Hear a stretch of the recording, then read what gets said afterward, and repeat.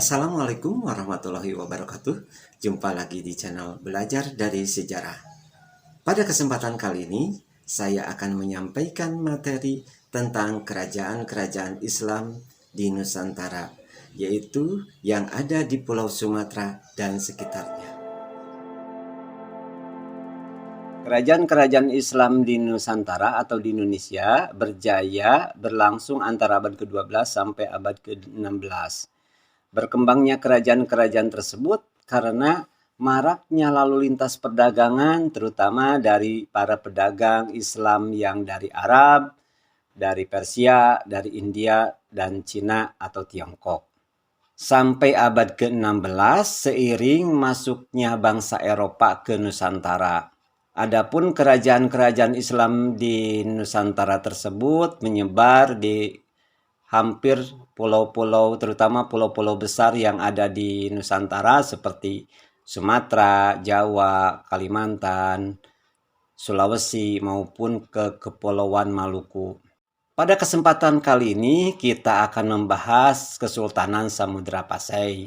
Samudra Pasai adalah kerajaan Islam yang ada di Pulau Sumatera, di sekitaran kota Lok Sumawe dan Aceh Utara. Sekarang daerah istimewa Aceh, Indonesia. Didirikan pada tahun 1285 Masehi dan berakhir pada tahun 1521 Masehi karena setelah serangan dari Portugal atau Portugis. Kerajaan Samudra Pasai ini bisa diketahui dari catatan sejarah seperti Hikayat Raja-Raja Pasai, catatan Ibnu Battuta, lalu kronik Tiongkok atau berita dari Tiongkok, Cina, catatan Mahuan dan Tompis, serta catatan Marco Polo. Samudra Pasai didirikan oleh Melah Silu setelah mengalahkan kekuasaan sebelumnya, yaitu dinasti Melahkhair. Adapun dinasti Melahkhair itu yaitu pertama rajanya Melahkhair yang bergelar Maharaja Ghiyasuddin Shah 1042 Masehi sampai 1078 Masehi. Digantikan oleh Maharaja Mansur Shah atau Raja kedua 1078 Masehi sampai 1133 Masehi.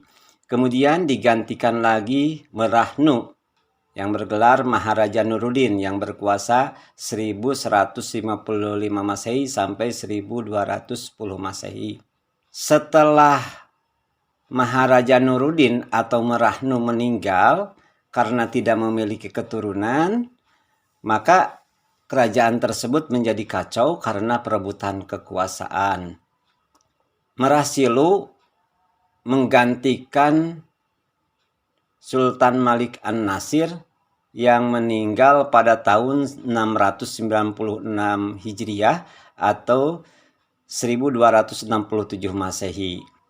Dia mengambil wilayah kekuasaan tersebut dan mendirikan dinasti Merah Silu pada tahun 1285 Masehi. Pemerintahan Samudra Pasai. Adapun pusat pemerintahan Kesultanan Samudra Pasai di antara Kereng Jambu Aye atau Jambu Air dan Kereng Pasai. Jadi di antara Sungai Kereng Jambu Aye dan Kereng Pasai atau Sungai Pasai di Aceh Utara. Nah, menurut Ibnu Battuta bahwa kerajaan ini ibu kotanya tidak memiliki benteng pada umumnya yang terbuat dari batu bata atau dari batu, tapi kotanya tersebut dipagari dengan kayu. Pada masa ini pun mengenal struktur pemerintahan seperti sekarang, yaitu ada menteri, kepala departemen menteri itu, ada Syah Bandar. Syah Bandar itu pejabat pemerintah yang mengepalai urusan pelayaran di pelabuhan. Lalu ada Kadi atau Hakim. Adapun anak-anak sultannya bergelar Tun. Nah, pada masa ini kerajaan Perlak menjadi bagian Samudra Pasai. Jadi Kerajaan Perlak vasal dari Kerajaan Samudra Pasai, tepatnya pada masa Sultan Muhammad Zahir. Ya. Jadi Kerajaan Perlak di bawah Kerajaan Samudra Pasai. Perekonomian Kerajaan Samudra Pasai mengandalkan perdagangan karena Samudra Pasai terletak di pantai utara Sumatera di sebelah timurnya yang merupakan lalu lintas internasional yaitu Selat Malaka, pasti mengandalkan perdagangan. Lalu komoditi yang diunggulkan yaitu lada atau merica atau sahang sebagai komoditas pertanian atau perkebunan yang diunggulkan. Pada masa ini pun mengenal uang koin emas, dirham atau dalam bahasa lokal dinamakan dirham, ya, yang terbuat dari 70% emas yang berdiameter 10 mm dan mutunya 17 karat. Agama dan budaya. Agama Islam merupakan agama resmi dari Kerajaan Samudra Pasai.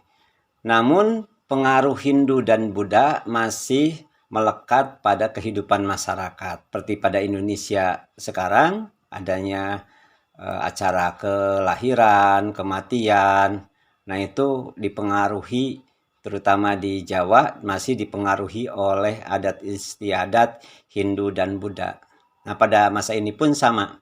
Raja-raja Samudra Pasai atau Sultan Samudra Pasai ada 20, dimulai dari Sultan Malikus As-Saleh atau Marasilu, kemudian Sultan Malik Az-Zahir atau Sultan Muhammad I, sampai Sultan Zainal Abidin keempat. Dan masa kejayaan tersebut ada pada masa Sultan Malikah Nasariyah, akhir pemerintahan. Menjelang akhir masa-masa pemerintahan Kesultanan Samudra Pasai, itu mengalami kemunduran. Pertama, diakibatkan karena adanya perang saudara, adanya perebutan kekuasaan. Di dalam kitab Salatus Salatin menceritakan Sultan Pasai meminta bantuan kepada Sultan Malaka. Dan pengaruh Malaka begitu kuat karena menguasai Selat Malaka. Juga setelah runtuhnya Malaka oleh Portugal pada tahun 1521. Dan inilah akhir dari Kerajaan Samudra Pasai. Kemudian wilayahnya diambil oleh Kesultanan Aceh. Itu saja yang saya sampaikan untuk kesempatan kali ini. Lain waktu kita jumpa lagi pada video-video berikutnya. Terima kasih. Wabillahi taufiq wal hidayah. Wassalamualaikum warahmatullahi wabarakatuh.